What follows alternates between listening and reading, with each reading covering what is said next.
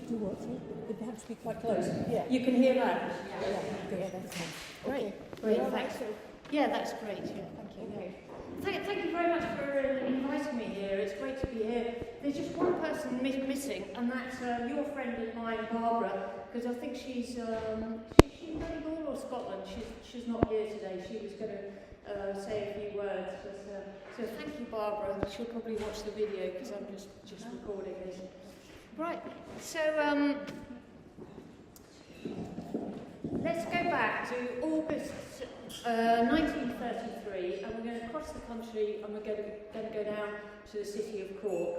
It's August the 19th, and there's a man and a woman getting married in St Peter and St Paul, which is the Pugin church there in the centre of Cork.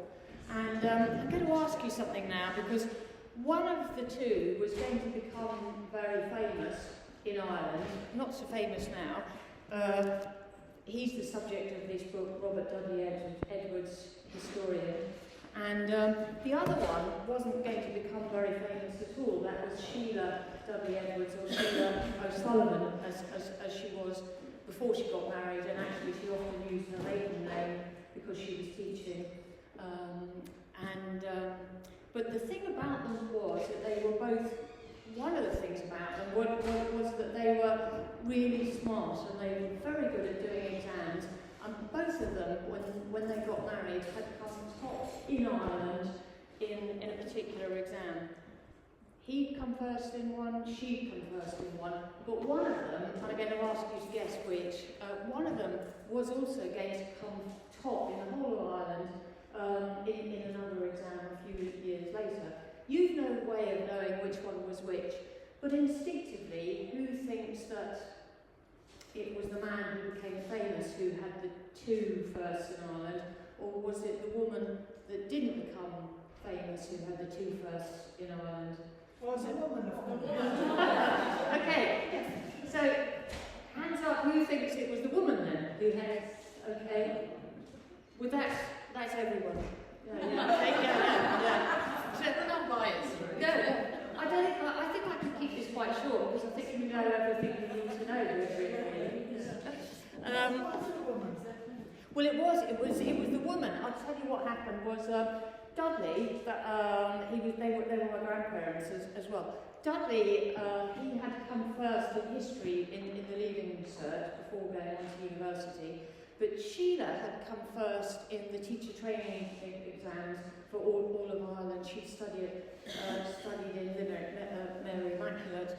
And then Sheila also went on, because she was a woman, she didn't get to university at what we would see as the normal time now, but she did manage to get there when she was 40, and she did her degree in Irish, and she came first in all of Ireland then.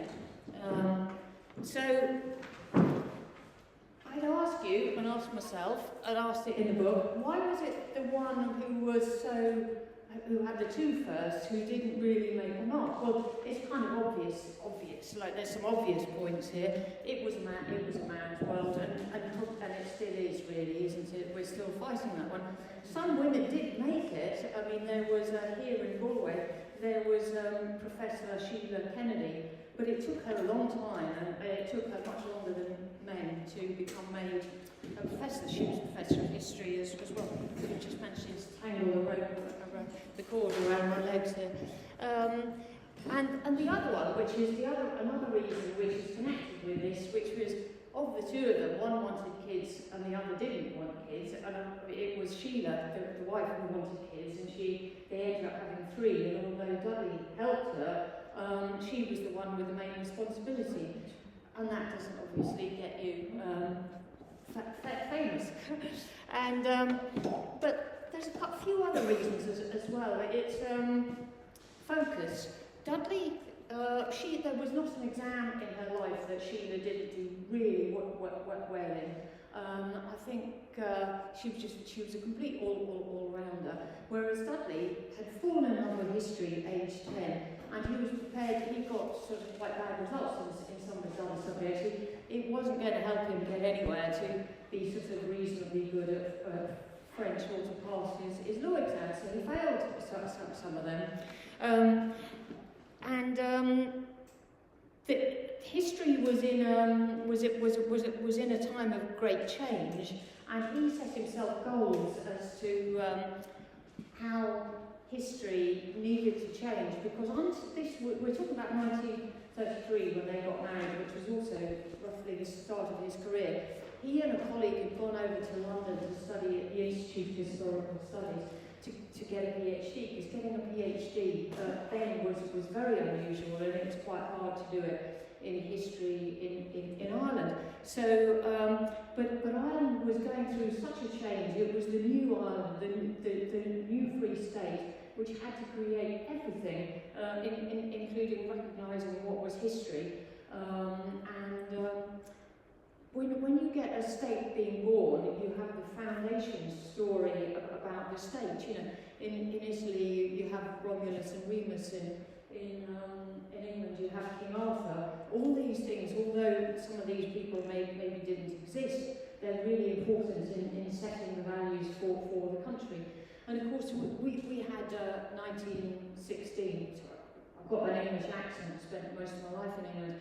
But I'm one of these who's sort of back and forward all the time, and my blood is completely Irish, and I now live down the road just off Anna Square in Galway, so that's why I say we with English accent.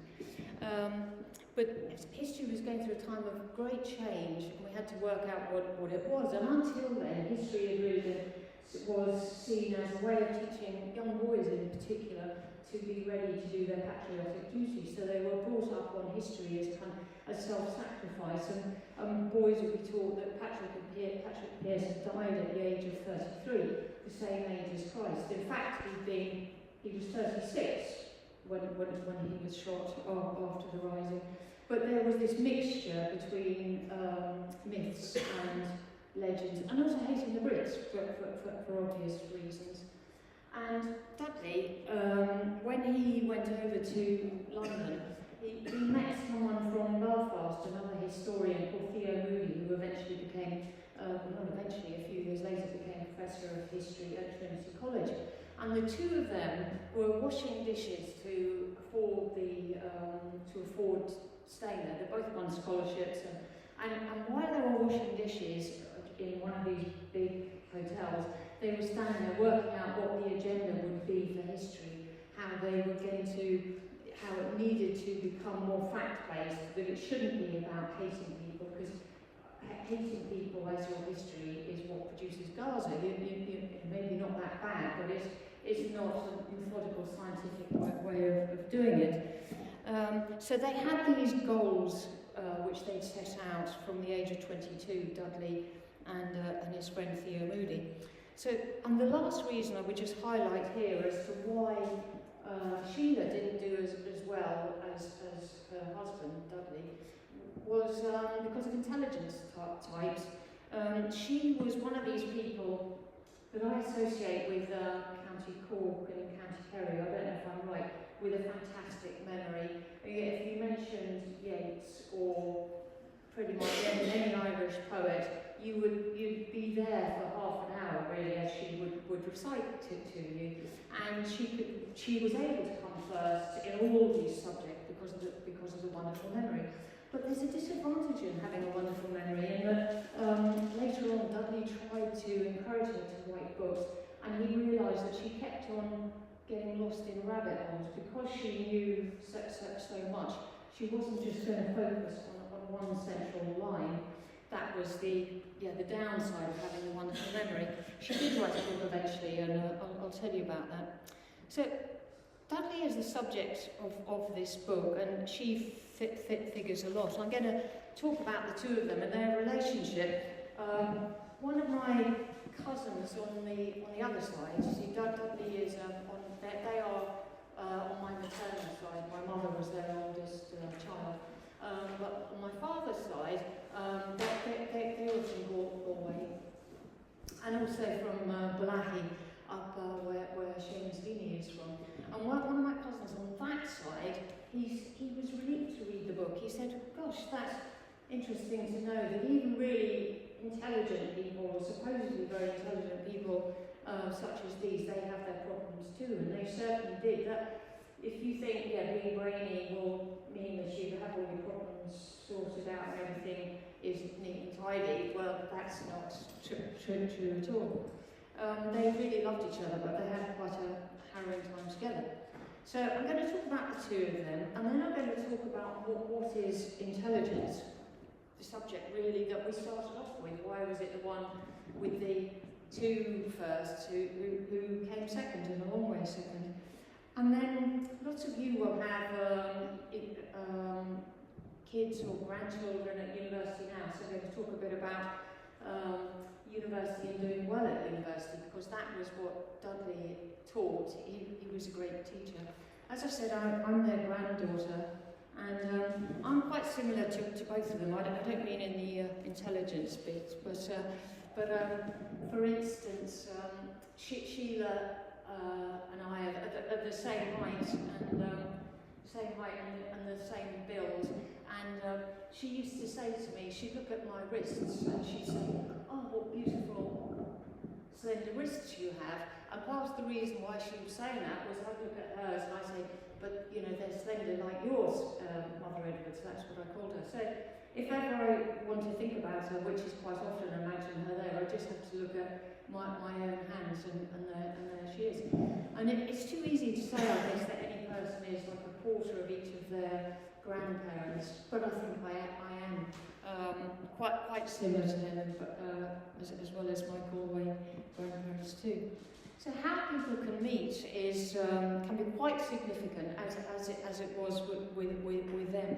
There was this rush to learn Irish in the 1930s, and I'm sure many people here, your family members, will have done this too, because in the new state, it was if you spoke Irish, then you could get a job as a civil servant or as a teacher, doorways open to you. If you didn't speak Irish, then you were in much more trouble. And Sheila would have been the maid at the big house if she hadn't near her for the rest of her life. That was the job that was waiting to take her, and she didn't want that. And so she and her sister were teaching Irish. They weren't native Irish speakers. They were from Bantir, just outside Bantir in County Cork. But they were so good that people thought they were native Irish speakers. So there they were teaching in 1931, and it was 10 years after Albert Einstein had won the Nobel Prize for physics for the theories of relativity. And physics was the big subject and very glamorous, and people were talking about this all the time. And along to the Dingle Peninsula for this to learn Irish came this supposed physics student from Dublin, very imposing, 6 foot tall, which was called tall for those times, a bit like Mr. Darcy and Jane Austen's Pride and Prejudice, quite obviously someone who held himself like this and who wasn't going to take fools gladly. And Bessie, Sheila's younger sister, met him first and thought, I'd like to introduce Sheila to this physics student. And so she pointed out the physics student to Sheila, who made the introduction herself, because Sheila had this little, it was a little joke really. It was a paper snake, and when you held it in your hand, because the warmth of your hand, it rose up. So she went over to the great physics student and said to him in her beautiful Munster Irish, I hear you understand physics very well, could you explain to me how this works? And his Irish wasn't very good, and he knew that she was taking the mickey out of him, and that he was in a difficult position because he didn't really have many words to explain this to her. So he ransacked his brain in a minute or two seconds that he had, and said to her in Irish, "There are no half-wits here," meaning maybe her and him, or one or the other of them, I don't know. Because Sheila had told me this story a few times. You know when you have a lovely story like this, which is so important to you, you want to tell it to the right person who's going to understand it. And yeah, I love this story, and I've thought about it so many times, and I'm sharing it with you. I've spoken various times about the book, and the story is in the book, but I haven't told this to other gatherings. We would understand that story. And just the implications of that are,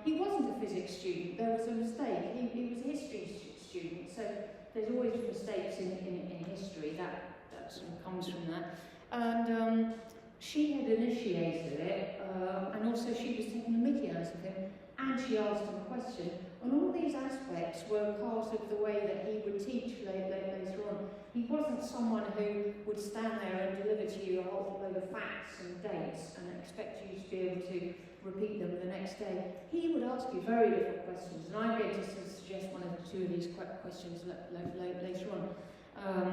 Questions that could even make you feel uncomfortable, but are really worth considering.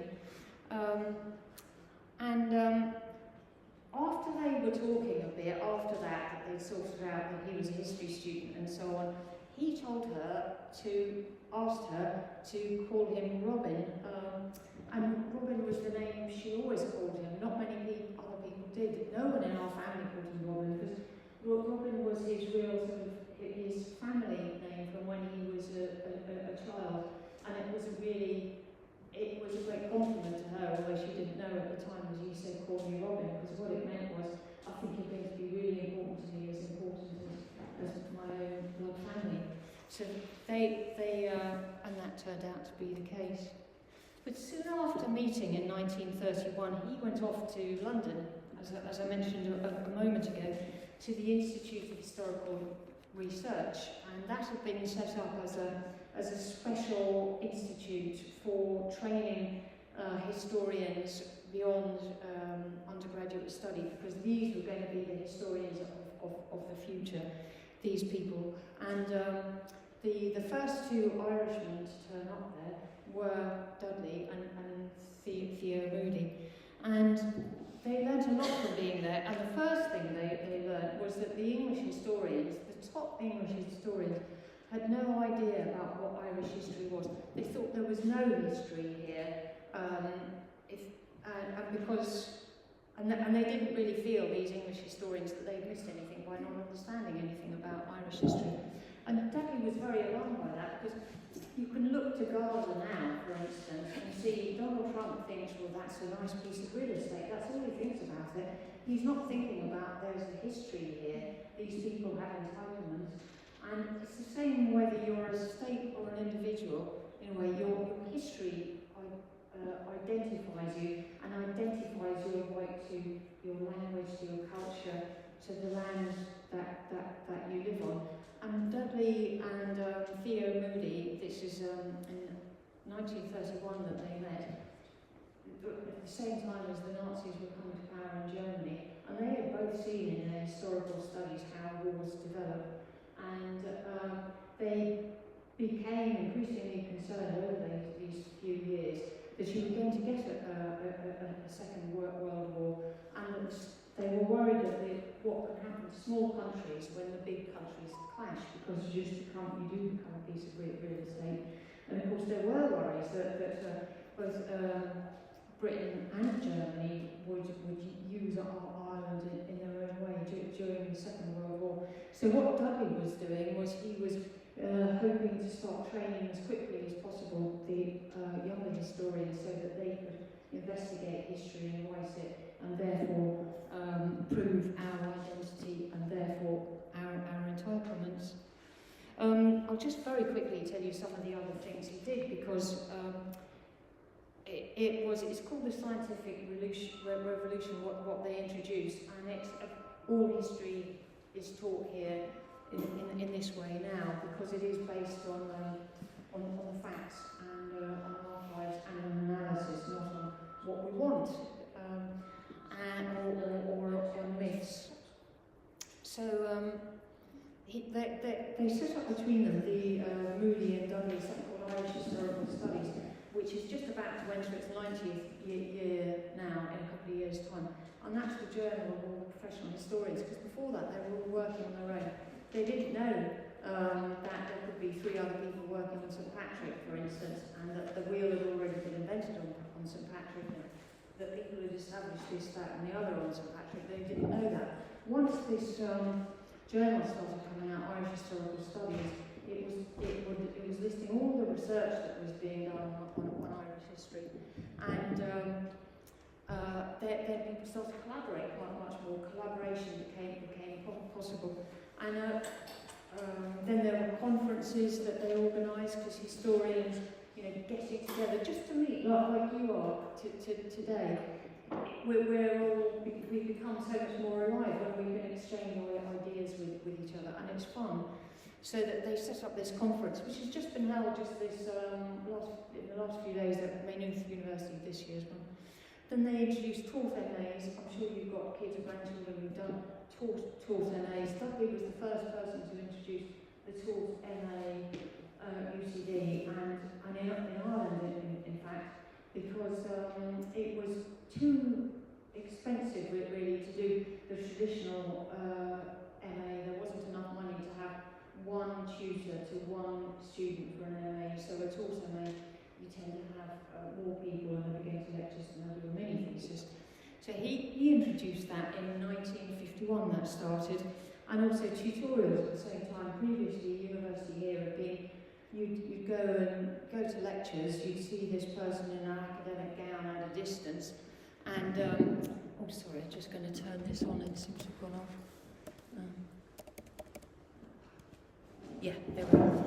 You'd see this person at a distance, but it was far more effective to have tutorials when you'd be sitting, the six of you, talking to the professor, who could see, if you were taking an interest, or the way that you might have smiled at that comment or something like that, and would ask you about it. And that started to produce the results that Dudley wanted. People were very enthusiastic about this, and many of these people went to Cambridge to study their PhDs, because Dudley opened up a corridor to Cambridge, because it was still difficult to do PhDs in Ireland, and many of his students went off to Cambridge to study there. And the students from UCD were so good, they were at such a high standard that Cambridge didn't bother examining them. For students from other locations and other universities around the world, they generally had an exam, but the UCD ones didn't need to do that. Dudley also made it fun. He introduced, with someone called Professor F.X. Martin, this Student History Congress, which the students would themselves organise once a year. And the first ones here in Galway were 1954 and 1959, and were reported in the newspapers, and were a big deal because the students were.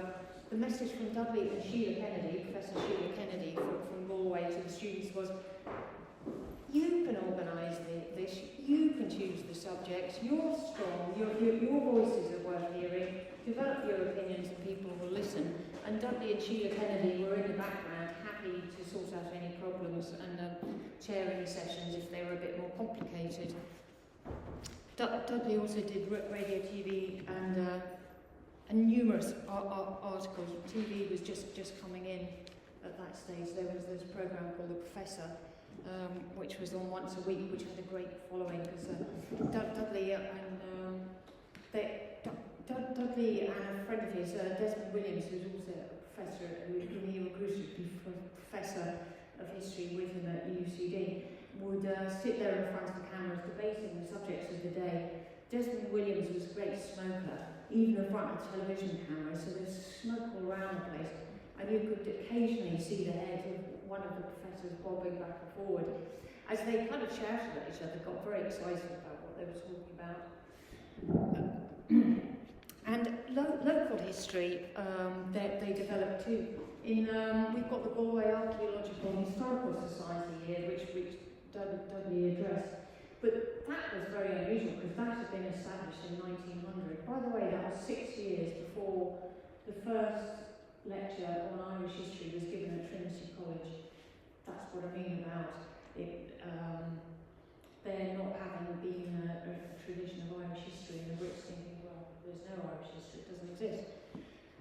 But in 1951, Dudley was trying to get the whole of Ireland covered by local history groups, and that happened, and Galway Archaeological and Historical Society was a beacon, but so far ahead, half a century ahead of many of the other societies which were then set up.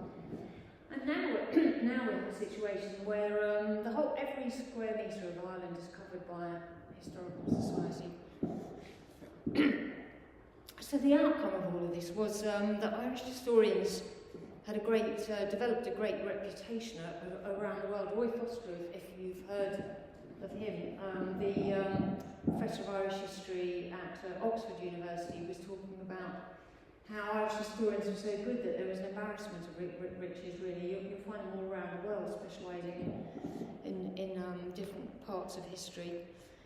Archives came out of this, National Archives and the archives at UCD, because Dudley could probably be called the father of archives.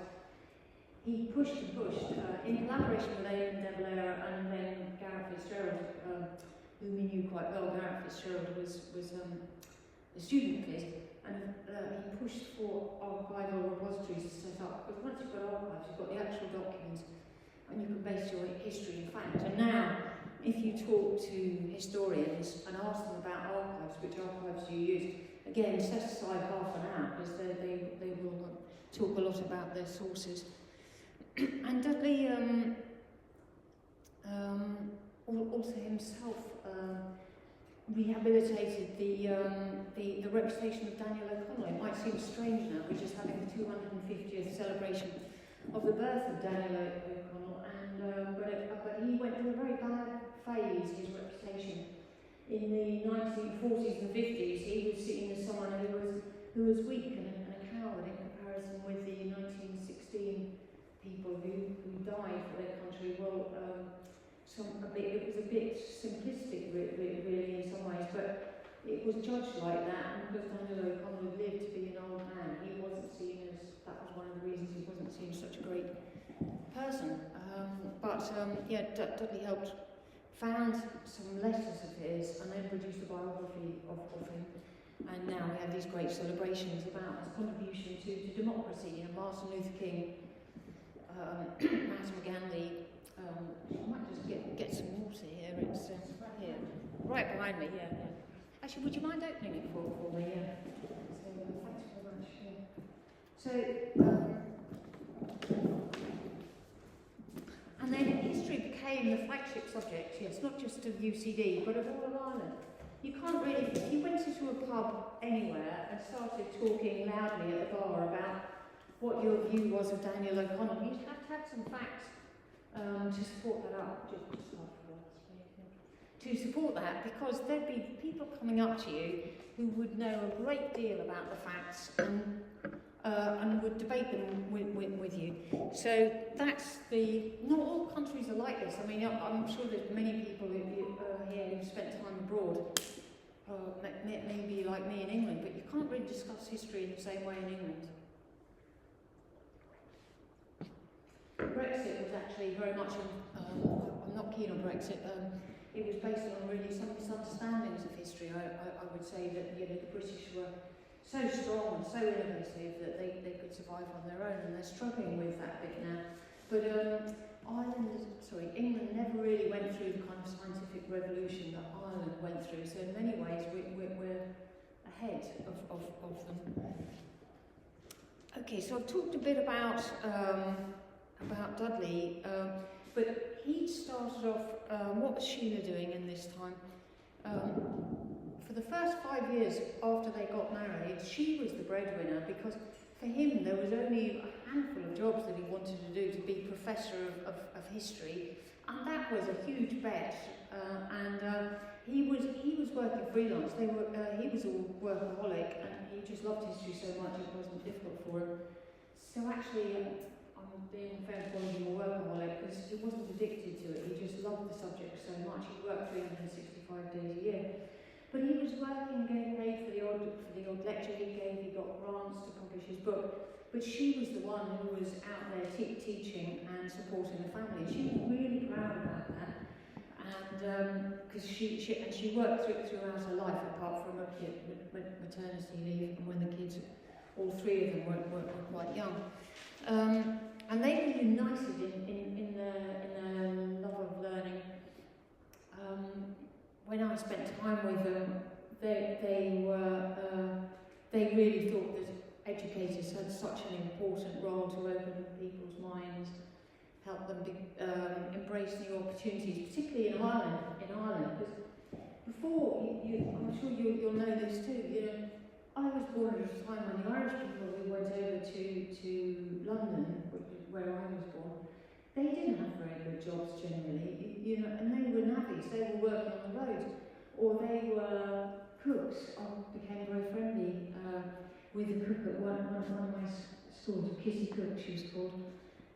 So they weren't really respected for those jobs, but education changed that, and now we're the fourth most educated country in the world in terms of the proportion of 18-year-olds going on to university, and it looks like we're going to become the top country by that ranking in a few years' time. So they were united in their love of learning, and they had both realised that liberation, as I was saying, lay through education, not just for them individually, but for the state. There's a real problem that you can see with ex-colonies, and Ireland was an ex-colony, and you see it more in Africa, where they're given their liberation, but they don't have the middle class, which is going to run the civil service for them, become nurses, become police, military,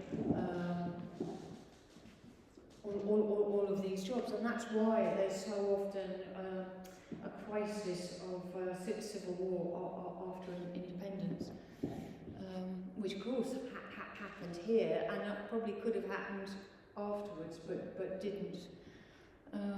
Could have happened, recurred, I mean. Yeah. So Sheila eventually did go on to write a book, but it wasn't. It was a translation, so that meant that she couldn't go down the rabbit holes. Translation of Antada Padre O'Leary, Peter O'Leary, the priest from Cork, who was the great Irish language activist. And she also rescued me. That was another thing she did in the book. I won't particularly talk about it, but the 20th most mentioned character in the book is me, and because there's quite a dramatic story in there. Their first child, Mary, actually had suffered from narcissistic personality disorder, which means you have zero empathy, and she was quite a dangerous person. And we were all terrified of her, and so Sheila had to understand, had to work out how I was feeling, and see what could be done about this. So yeah, I was rescued at the age of 9.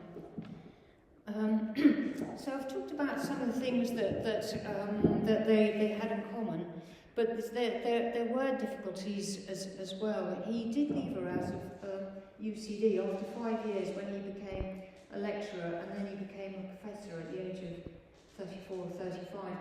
She had really hoped that she could be involved, and he didn't get her involved, and she slightly resented that, to be having made his contribution not to be there. I don't know why he did that, but it might have been that he didn't want to be sort of out-dazzled by her, because she was a really charming, fascinating person. Everyone fell under her spell, whereas he wasn't charming in that way at all. Although he was very interesting and a kind person too. But I'm going to mention a couple of things that are mentioned in the book, which aren't that easy. They're not difficult for me to talk about. But he became an alcoholic. I would say he worked so hard, he needed something. I think quite often when you is of very successful people, but people under a lot of pressure, you find that they do take up some kind of vice, and he was an alcoholic, tried to stop. She hated it because her father had been an alcoholic. He was also unfaithful to her, most people, if your partner is being unfaithful to you, the partner is committing 2 sins really: 1, the infidelity, and 2, lying to you about it. But Dudley wouldn't. He was this historian who told the truth, and it was painful for her to know. But he didn't hide from her the fact that he was unfaithful. I'd just say that you remember Clark Gable. He was like that too. He really loved his wife, Carol Lombard. They were just married for a few years before she died in the air crash. And she would say, "Well, if you really love me, why are you getting off with these other people?" And he would say, "It doesn't mean anything to me. You're the only person who means something to me." And it was the same with Dudley and Sheila. In fact, both Dudley and Clark Gable survived their wives and were distraught without them. When I said this at the launch of my book at Charlie Bird's, there was quite a laugh because I said he really loved her, but he was unfaithful to her. And I thought, because that didn't seem like that could be true, but I do think it can be true. I mean, I don't know very much about male sexuality, but all sexuality is quite complicated, and some people can be unfaithful and still love the person they're being unfaithful to. I'd also say, which I mentioned in the book, that she was never physically unfaithful to him, but she did fall in love with one or two other people, and I think that kind of drove him crazy. She didn't tell him, I think, but there was Professor Frank Shaw, who was a Jesuit, who taught her at university the Irish that she was so good at. And he was a great educationalist as well, and she fell in love with him for a couple of years. The only good thing about that is I think that when Sheila fell in love with people, they were completely unobtainable, like the Jesuit priests, so there wasn't a chance that they would get together, and that was probably what stopped Dudley from going really crazy about his beloved wife looking elsewhere.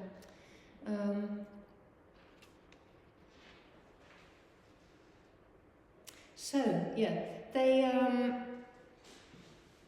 had 3 children, and all 3 of them were inspired to read history under Dudley at UCD. And my mother became a history teacher only for a few years before the mental illness took over. But the other 2, you might have heard of them, Owen Dudley Edwards and Ruth Dudley Edwards. Owen's based in Edinburgh, and Ruth's based in London. And Ruth's my aunt, and we don't agree on anything politically. She's pro-Brexit, for instance, and a range of other things. So if she were talking about me, she might point that out too, because we're on the other sides of the planet on those things. In terms of family, there's a lot that we can talk about, and she's great fun to be with. But what is intelligence, I wanted to ask, because part of the reason that the 3 of them studied history was I think they kind of wanted to prove to their parents that they also were intelligent. And Dudley was a difficult person to make an impression on if you were a child, because he hadn't really wanted the children, although he loved them. And he was just fascinated by history. He read to them about the Second Punic Wars when they were children. I mean, it wasn't really what was going to interest them. In the Second Punic Wars, Hannibal at one stage appears with some elephants climbing over the Alps. And at that stage, my mother said, "Oh, elephants, that's great." And he was really shocked by that. He thought, why would someone be distracted from the great questions of history by some elephants, even if they're only 8 years of age? So Dudley was difficult to make an impression on, and they all 3 studied history. And in those days, I don't know if you've had this, but I remember growing up with the idea that you could take an IQ test age 13, and whatever mark you got, that was going to define you for the rest of your life. And because it was very black and white like that. Now, we see it completely differently. I read an article in New Scientist, was actually a decade or 2 ago, and it talked about 357 different types of intelligence, and it gave the example of a footballer who is a genius at the very top levels in practical physics. When you think of kicking the ball just at that right angle, maybe there's in the weather conditions to get through that tiny slot in the goal, where maybe there's a bit of water on the football which is weighing it down to. How can they calculate that in their brain? But they do.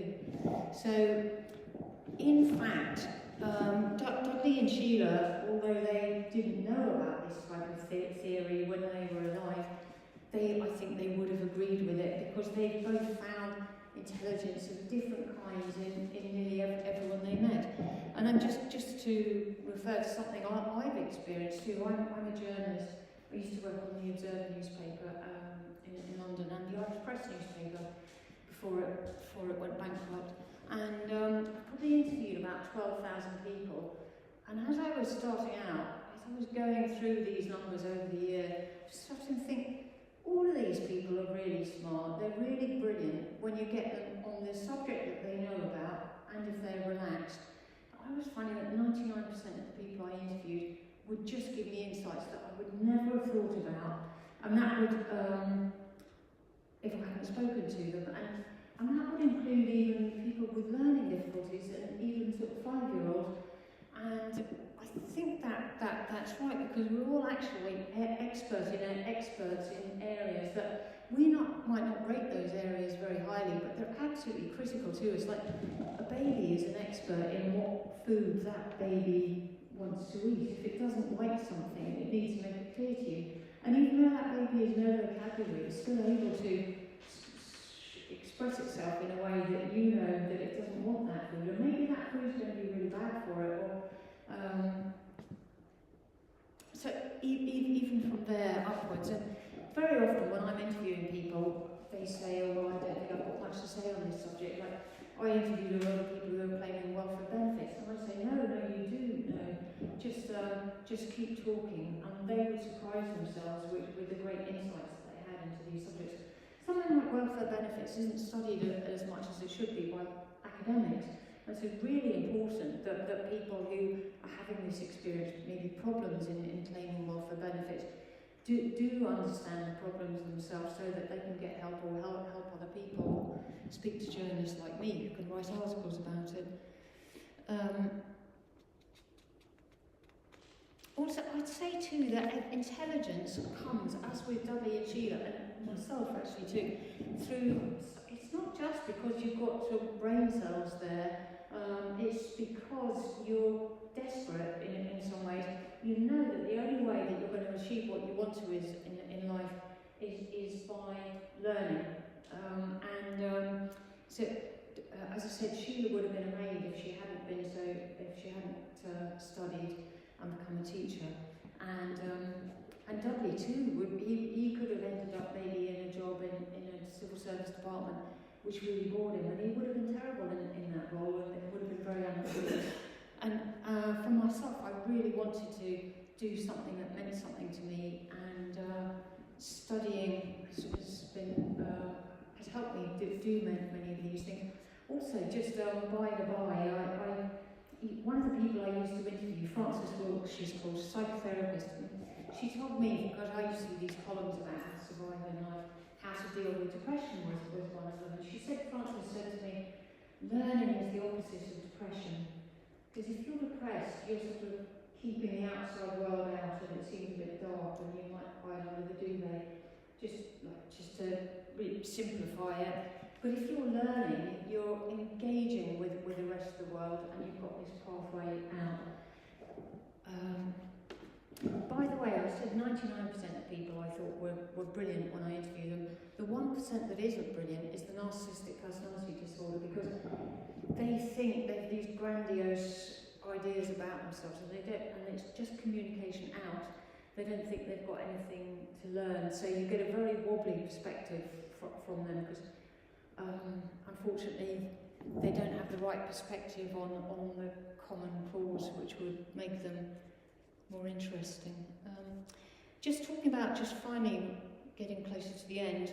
So at university, what can make people give their best and get the best out of themselves? Well, one is to study what you love. There's certainly a tendency in England to look at league tables which say that dentistry, for instance, will earn you lots of money.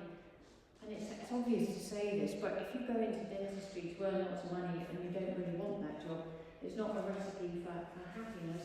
But quite a few people do that, just pick dentistry because it's near the top of the tables.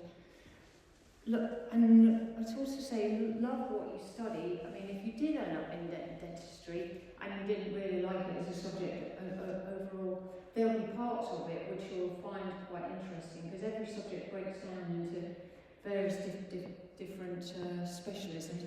And really try to, because what you're trying to do by loving it is to awaken your interest in it, and you're going to learn so much more and come up with so much more if your brain is really switched on. Also, this is something that Dudley really focused on. He wanted his students to be self-confident. Self-confidence is a microphone. It's like this. If you can stand up there and do presentations and give your thoughts, you're going to make an impact in a way that you can't make an impact if you're thinking to yourself, what do I know, little me, I'm never doing that.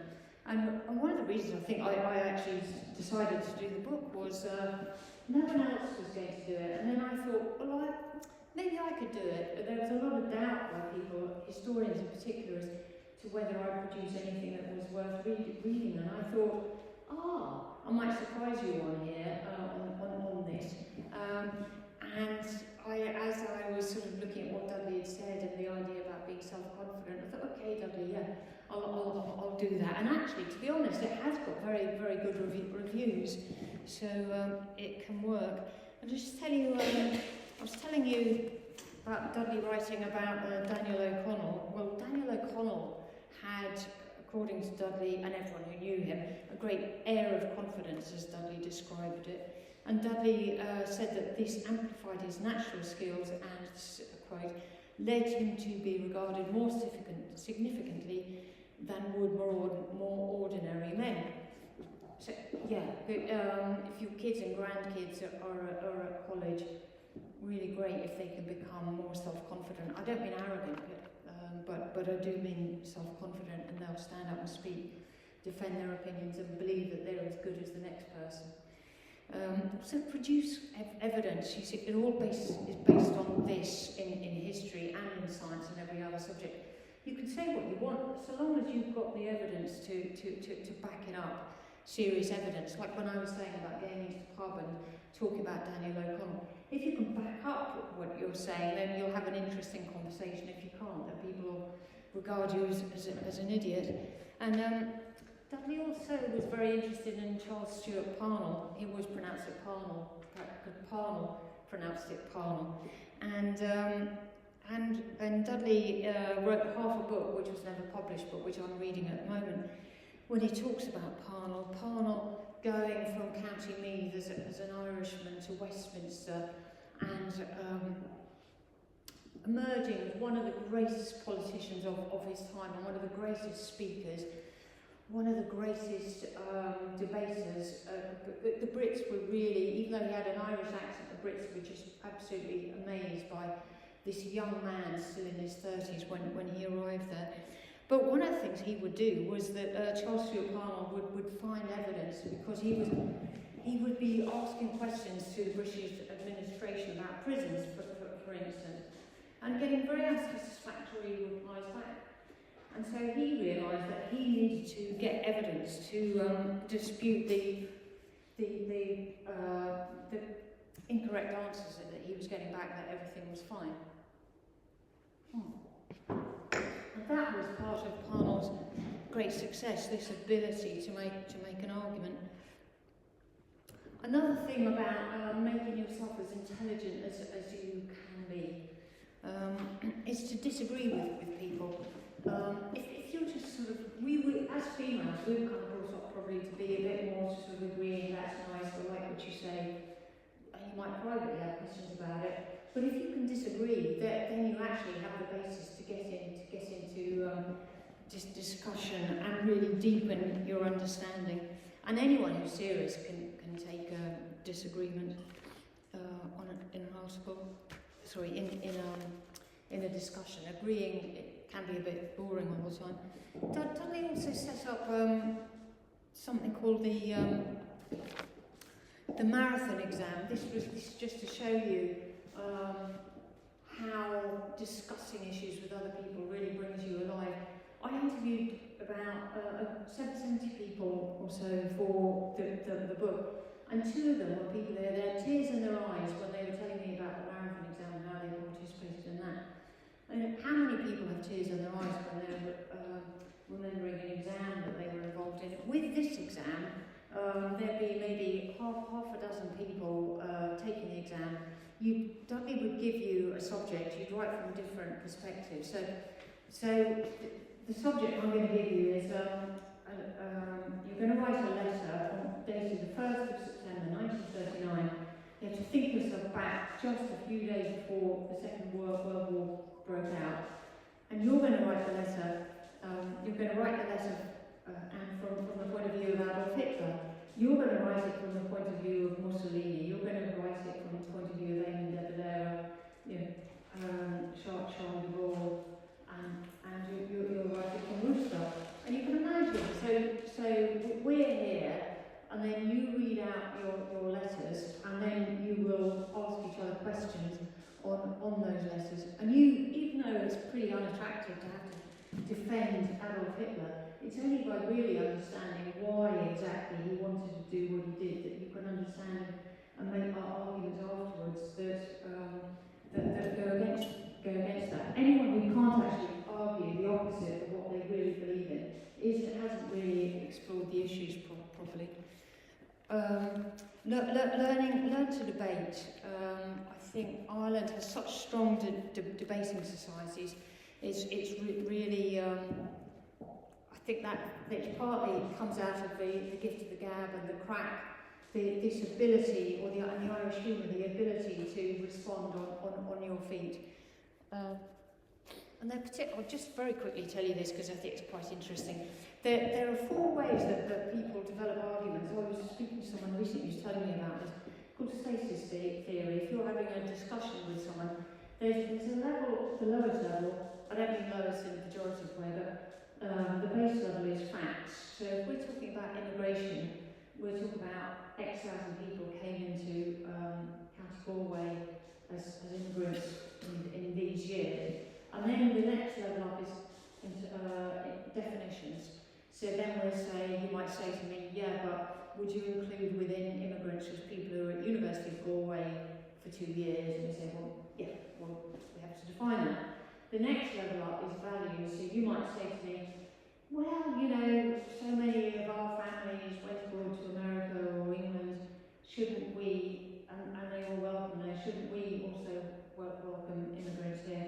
And the top level is policy, which is, okay, we take these things into account, that value, and we'll also take into account the value that we have to look after the people who are already living here. Those are the 4 main levels of facets of argument. And you'll see people switch from one to the other, or you'll see someone come out with some facts and you'll see someone else immediately jump into policy. And that's why arguments can be difficult to follow, or why a gifted, manipulative politician can confuse people. Another thing I'd suggest to people who go to university now is ask questions at the end of talks, because this really helps build up your confidence, and you get this slight adrenaline rush if you haven't asked questions before, and that adrenaline rush connects the question that you asked and then you got the answer into your memory and makes it much more likely that you will remember it. And you stand out and you can have conversations with other people. It's really useful at university, because this shy 18-year-old girl maybe has put her hand up and asked a question, and she's put a marker down that she's interested in the subject, and other people sometimes will come up to you afterwards and say, oh, I disagreed with that point, or you start to get to meet people. Focus on originality. When we were taught at school, I remember you might have done the same thing. I used to think, oh, the teacher seems to like Thomas Hardy, I better pretend to like Thomas Hardy. And then I discovered that one of my lecturers was bored senseless by all these essays that he got in and saying how wonderful Thomas Hardy was, and actually said, can I detect from your questions that you're not that sympathetic to Thomas Hardy? And I said, yes, I really struggled with his novels, and the lecturer was relieved. Even that was a little bit of originality. But if you can really develop ideas that other people haven't thought of before, that's what makes people interesting. Avoid the cliche in discussions as far as you can. And the last point here is stay open-minded. One of the chapters in the book is about Dudley as professor, but I call him the professor of open-mindedness, because although he loved history, life was bigger than that, and he just, if he didn't want people to be cutting off even the Mein Kampf from Adolf Hitler's ideas, he didn't want people to dismiss them without knowing what they were.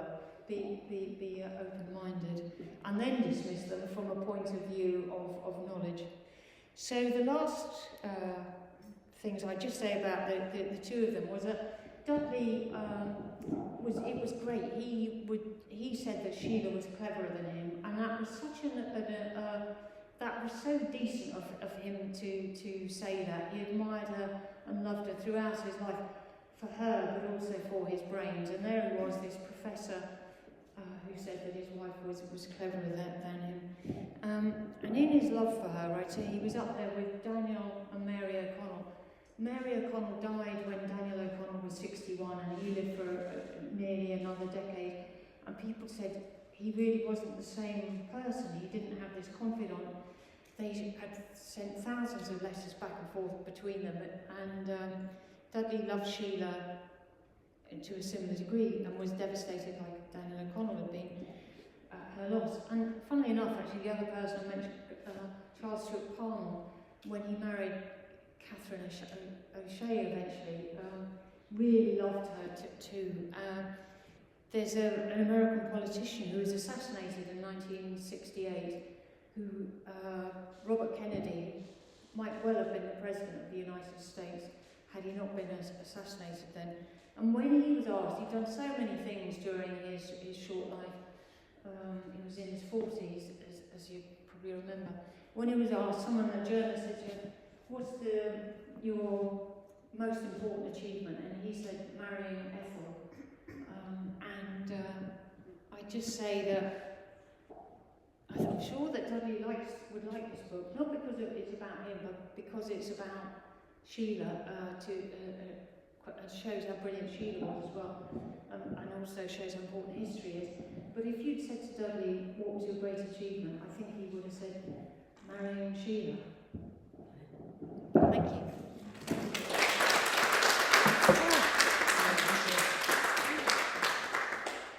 Was Sheila and Dudley from a very privileged, rich background? So can I speak? If I speak like this, can you hear me? Yeah. Right. Oh yeah. Well, Dudley's father, they had a house in Dartmouth Square, which is a very nice part of Dublin. It's one of the smaller houses in Dartmouth Square. They had two maids there as well, so they certainly were. But his parents had met in London and hadn't been weren't rich at all. They came over, and then I think he started to make money. So yes, as a child, Dudley was 6 foot. He was tall. That was tall for then, and I think that reflects that they ate well. You know, they had enough money to eat well for him to grow that tall. His brother was 6'4". So yeah, they were from privileged background. Sheila wasn't from privileged background. She, as I say, would have disappeared completely had she not been so ambitious and then married Dudley. And was she in broadcasting or? Ruth Dudley Edwards, their daughter, yeah. Yeah. Ruth. I think I remember her. You remember? Well, going way back from broadcasting, she was in broadcasting. She's been interviewed several times on the radio. The last time I saw her was just a couple of years back. She is pro-Brexit, so I've seen her on GB News being interviewed by Arlene Foster, because Ruth she was Catholic born in Dublin, but she became a unionist, very well connected in with the unionists in Belfast. And then she wrote a lot in the papers, and she wrote a biography of Patrick Pearse in 1977, which talked about him being gay. She was the first time, or latent homosexual, because I'm sure he didn't do anything, but that in itself was extremely controversial. But some would say of a great hero in Ireland in those days, he was gay without realising it. And the lady, the eldest child that lacked empathy, did she get married or? Yeah, Mary, my mother, yeah. Your mother? Yeah. She got married, to my father, Sean, who was from Galway here. And they were married for 3 or 4 years. They came to London to escape sort of because to escape the restricted life that you lived in Ireland in those days with the banned books and so on. And she decided. I was born, and then she decided a couple of years later that she wanted to get a divorce from him, and she didn't work after that. But she was a great teacher, and some of her students kept in touch with her for years actually.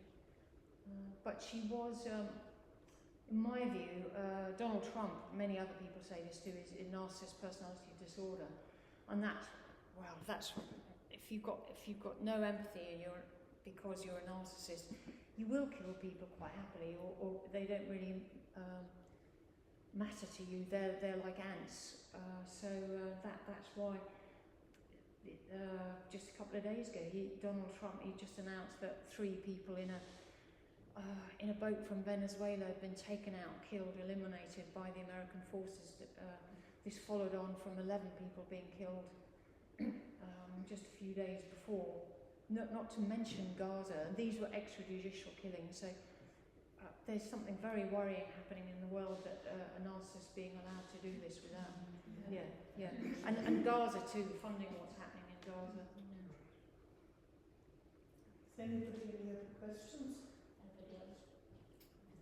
Now, I did ask Neasa to bring a few copies of her books along if anybody would like to buy them, and Neasa was reluctant to do it, but I said, please, heading into the long winter, we might like to have a read of this. We really enjoyed your talk, Neasa. Thank you very much. Thank you.